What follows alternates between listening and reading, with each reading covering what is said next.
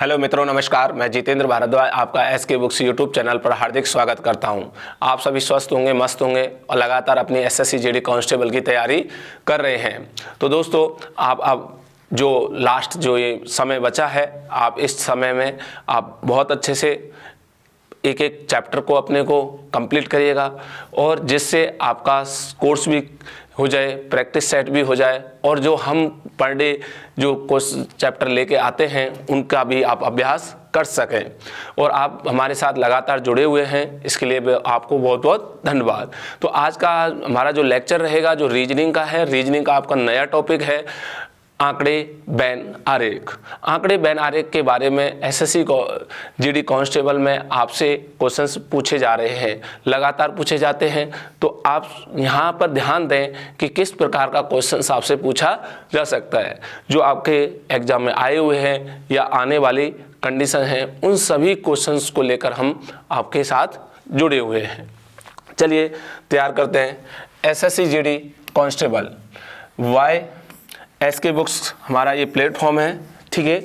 Next हमारा chapter है आंकड़े बैन आरेख, डाटा वेन डायग्राम। और इसका एक ही पार्ट है, आप इस पार्ट को ध्यान से देखें। इसमें विभिन्न प्रकार के हमने कंडीशंस रखी गई हैं।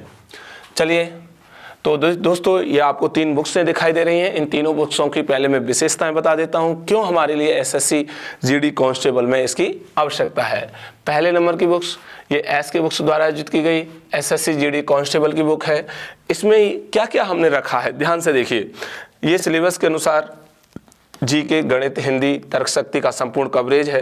एसएससी जीडी 2011 से लेकर अब तक के प्रश्नों का chapter wise, topic wise, type wise संकलन किया गया है। गणित और तर्क शक्ति के शॉर्टकट ट्रिक्स हैं। एसएससी जीडी में पहले पूछे गए एमसीक्यू और अब टीसीएस एमसीक्यू के 4000 प्लस प्रश्नों का संकलन है। प्रत्येक प्रश्नों की संपूर्ण व्याख्या की गई है। तो दोस्तों ये गाइड है, आप इसे गाइड को लेकर अपनी जो तैयारी है उसको मजबूत कर सकते हैं।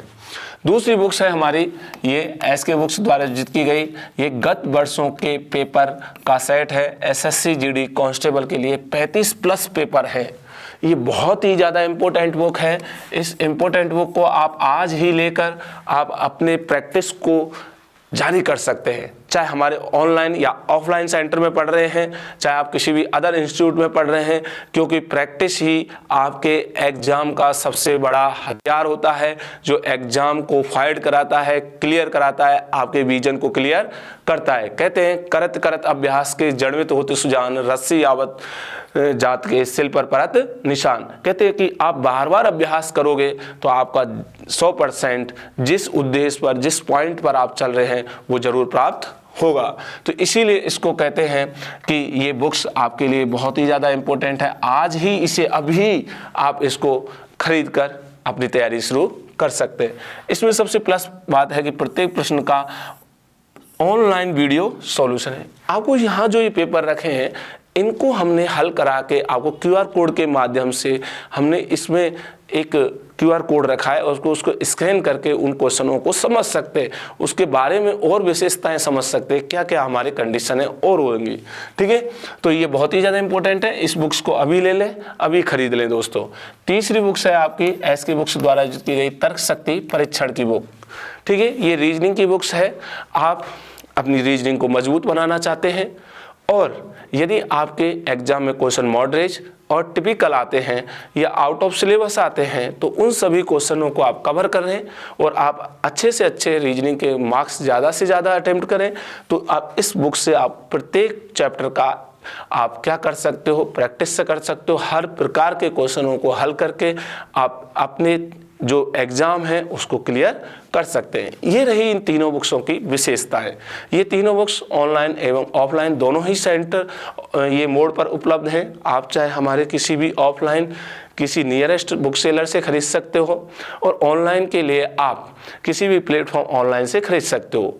इन तीनों बुक्सों की जो जानकारी है इस वीडियो के लिंक के नीचे आपको दे दी जाएगी, ठीक है। तो आप इन बुकों को लेके आप अपनी तैयारी शुरू कर दीजिए। चलते हैं हम हमारी क्लास की ओर। तो मैंने जैसा कि आपको बताया था कि हमारा जो टॉपिक है वो है वेन डायग्राम। वेन डायग्राम का जो हमारा जो हम भाग, जो हम कंडीशन, जो हमारा जो हम पढ़ेंगे आज हम उस पूरे समरी के अंदर, वो है डाटा बैंड डायग्राम। ठीक है, तो हम जो आज आंकड़े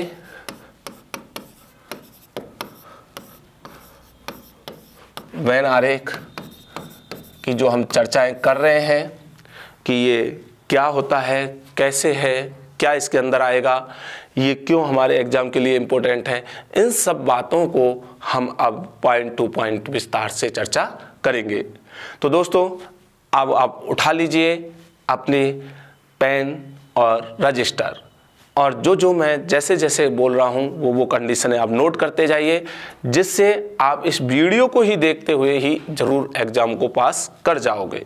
हम इतना आपको मटेरियल पढ़ा देंगे दोस्तों।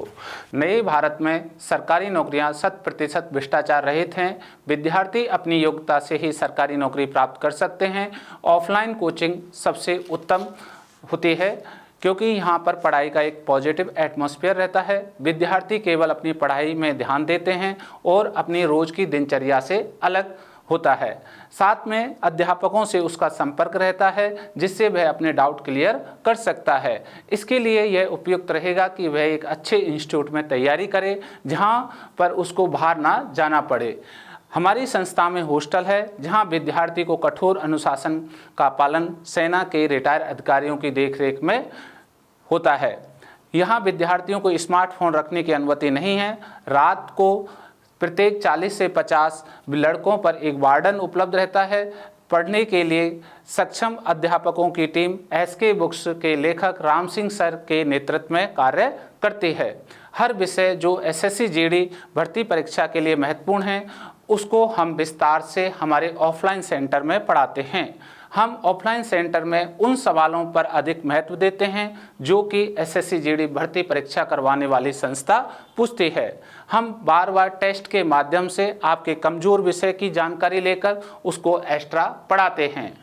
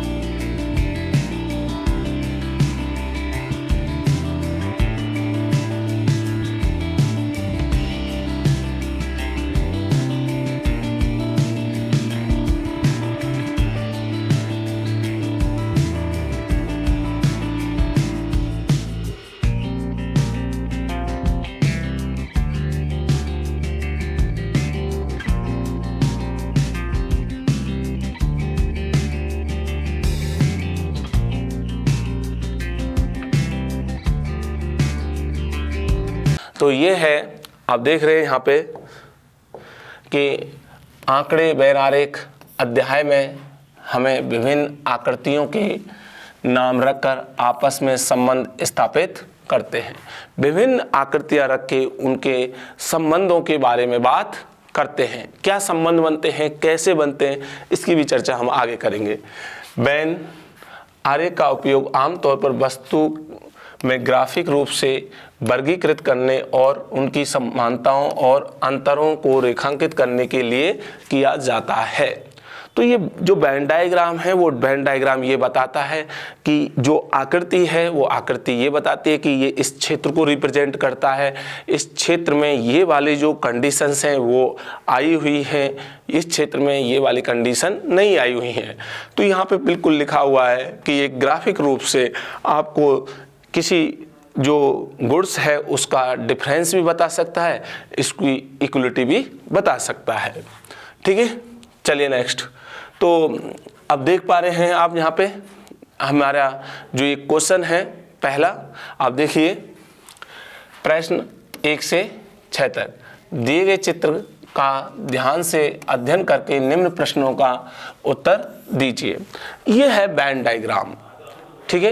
ये डेटा बैंड डायग्राम का जो हमारा पहला क्वेश्चन है 1 से लेकर 6 तक, मैं पहले इनकी चर्चा आपसे कर लेता हूँ। ध्यान से देखिएगा, जैसा कि ये त्रिभुज है, ये त्रिभुज आपको जो रिप्रेजेंट करता है वो किसको करता है, किसान को करता है। दूसरा आपसे हम बात करें, जो ये गोला है ये जो रिप्रेजेंट कर रहा है वो अध्यापक को कर रहा है। तीसरा आपको जो ये वर्ग है, जो ये स्क्वायर है, ये आपको डॉक्टर को रिप्रेजेंट करता है। अब आप देखोगे यहाँ पे कि ये जो कंडीशन है, यहाँ 3 प्रकार की कंडीशन बनती हैं। कितनी प्रकार की बनती है? 3। एक तो बनेगी केवल वाले की, केवल क्षेत्र की। दूसरी कंडीशन बनेगी 2 क्षेत्रों को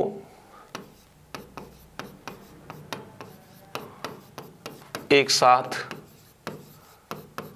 दर्शाने पर, और तीसरी बनेगी आपको सभी क्षेत्रों को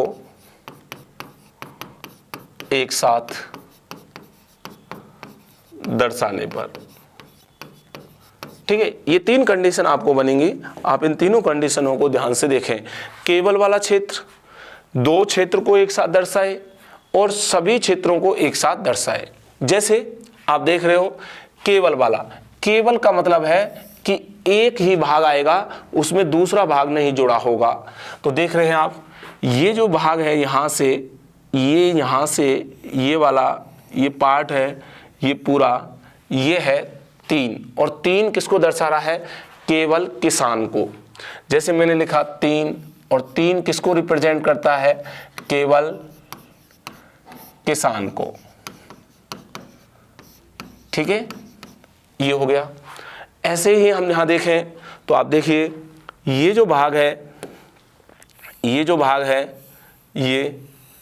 पूरा भाग है, ये जो भाग पूरा दर्शा रहा है, ये 1 नंबर दर्शा रहा है केवल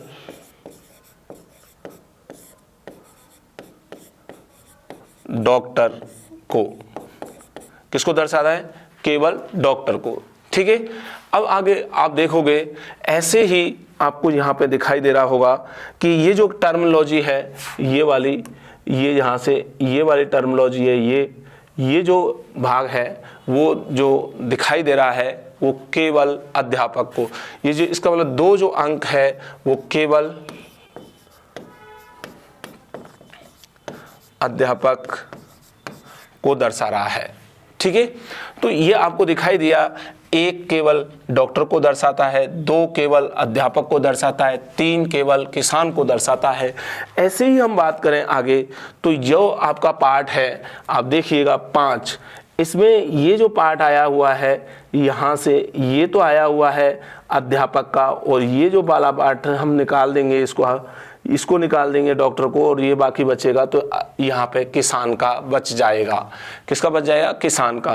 तो आप देखिएगा यहाँ ध्यान से कि हम जो 5 वाले अंक की चर्चा कर रहे हैं वहाँ पे कौन कौन आया है इस 5 वाले अंक में, तो यहाँ से डॉक्टर अलग हो गया है, अध्यापक और किसान आ गए हैं। तो हम लिखेंगे किसान और अध्यापक। ठीक है, ये हो गया। अब जब आपको 2 वाले भाग होंगे वो एक साथ दर्शाएंगे, वो तो कौन से हैं? वो है 5, किसान और अध्यापक। क्लियर है ना? ऐसे ही हम यहाँ पे चर्चा करें तो ध्यान से देखिएगा कि आपको जैसे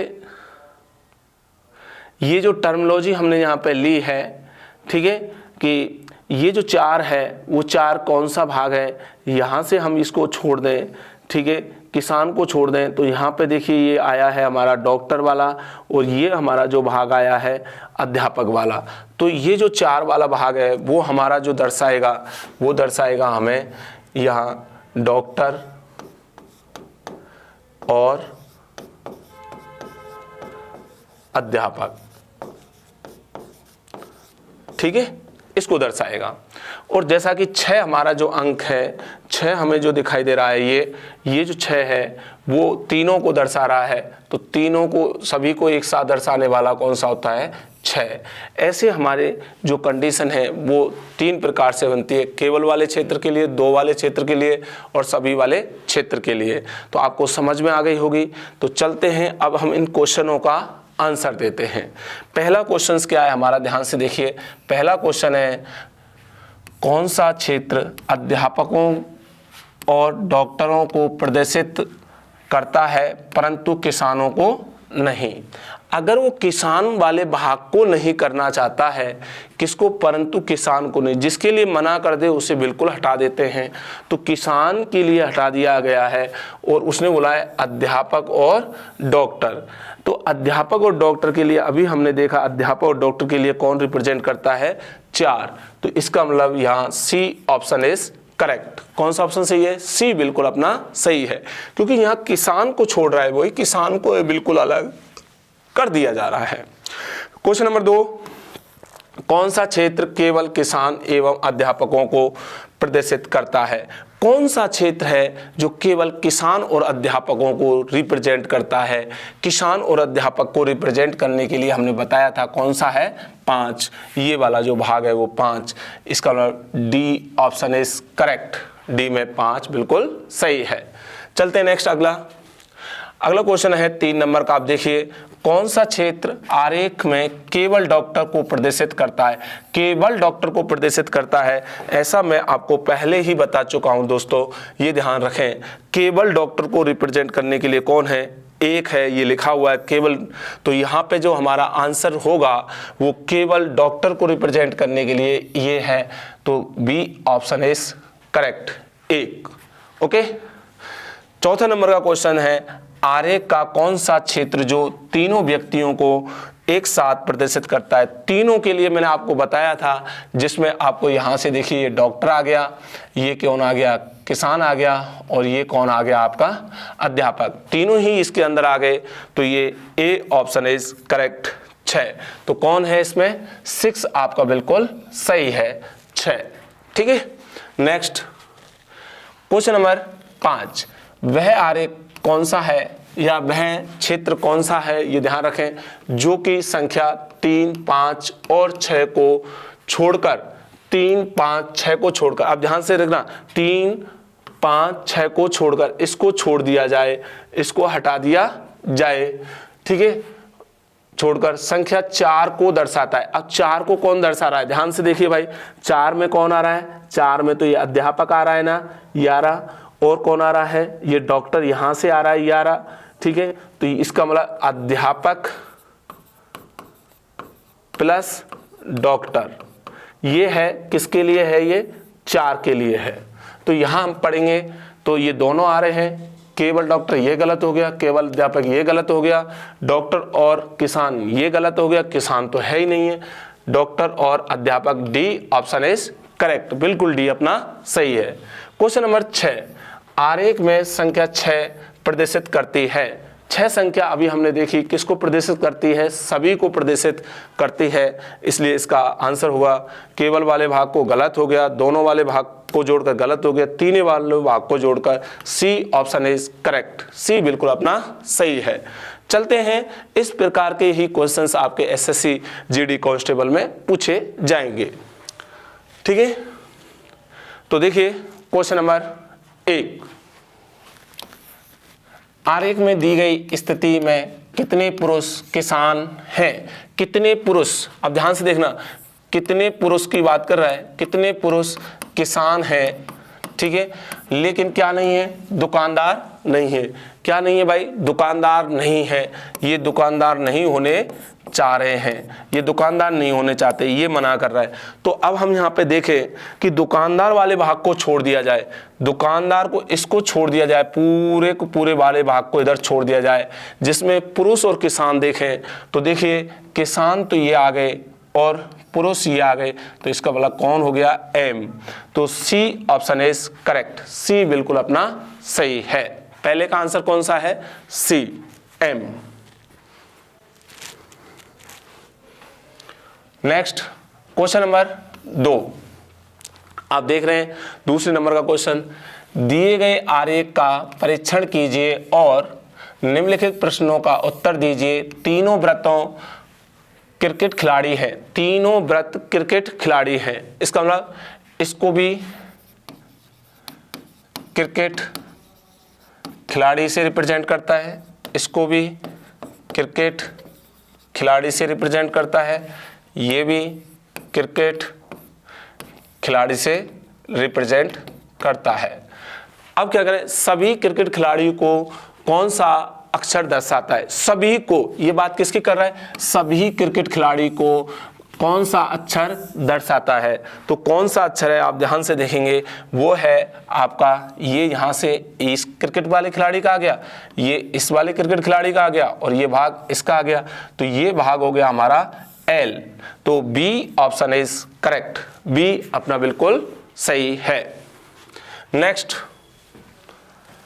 क्वेश्चन नंबर 3, वह भाग कौन सा है जो कि दो देशों को एक साथ दर्शाता है? दो देशों को एक साथ दर्शाता है, ये अपने को ध्यान देना है। दो देशों को एक साथ दर्शाता है। अब एक साथ दर्शाता है वो कौन सा है, ध्यान से देखना।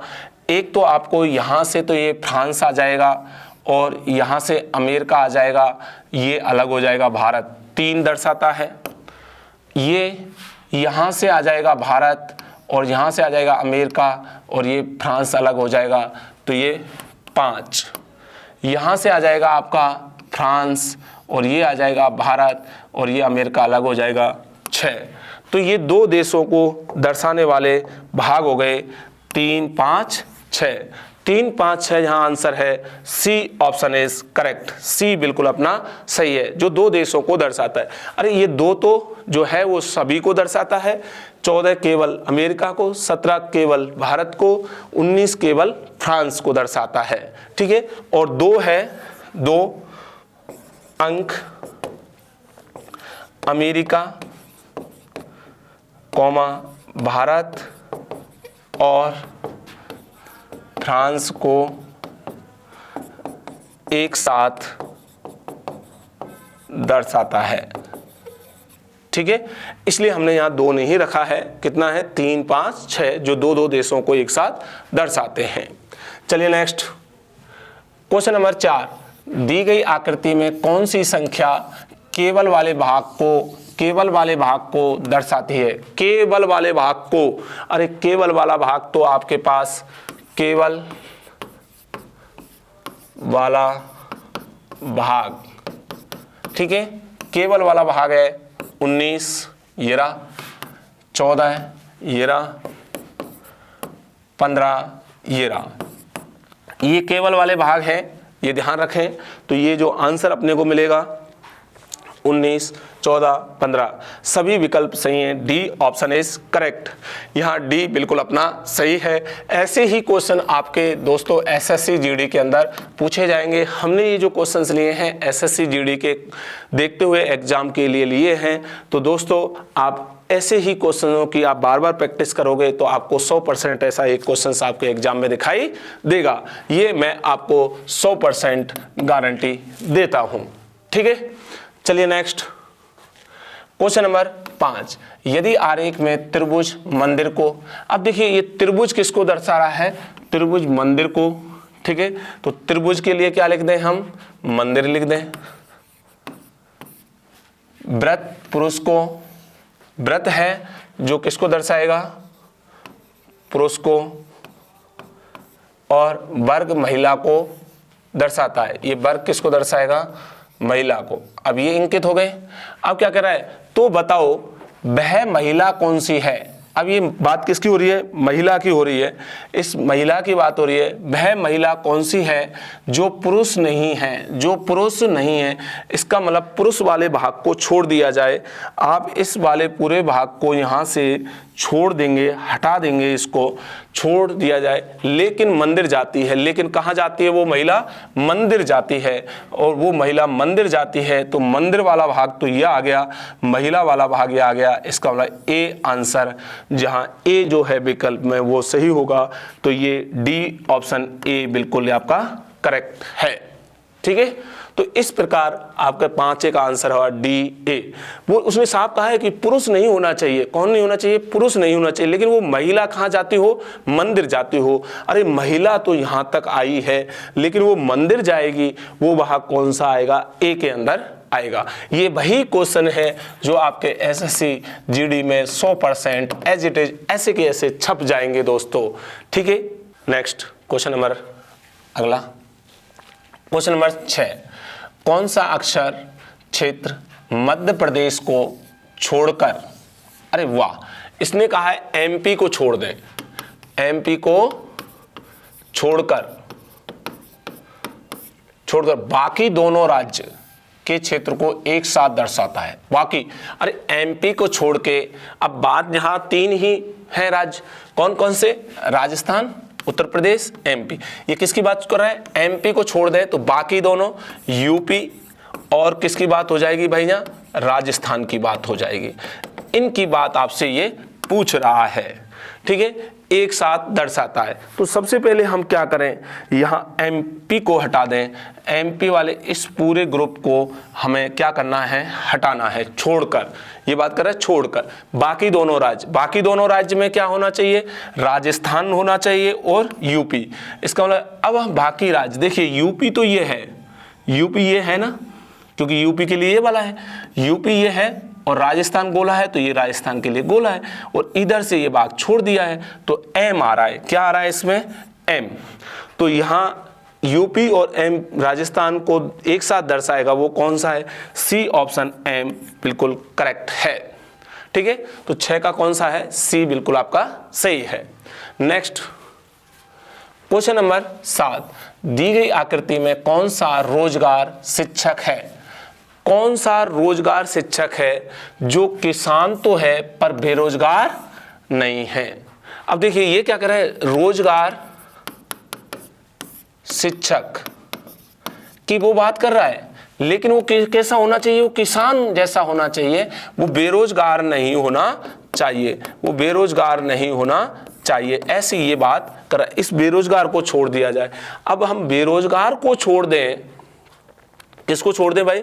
बेरोजगार को। तो यहां बेरोजगार वाला ये गोला है, इसको तो हमें छोड़ना है क्योंकि ये मना कर रहा है। इसके लिए जिसके लिए मना करता है उससे हम अलग हटा देते हैं। ये मना कर दिया, अब वो कर रहा है रोजगार शिक्षक। अब रोजगार शिक्षक, रोजगार शिक्षक, रोजगार ये रहा यहाँ से यहाँ तक, और साथ में ये शिक्षक वाला ये कंडीशन आ गई, ये आ गई।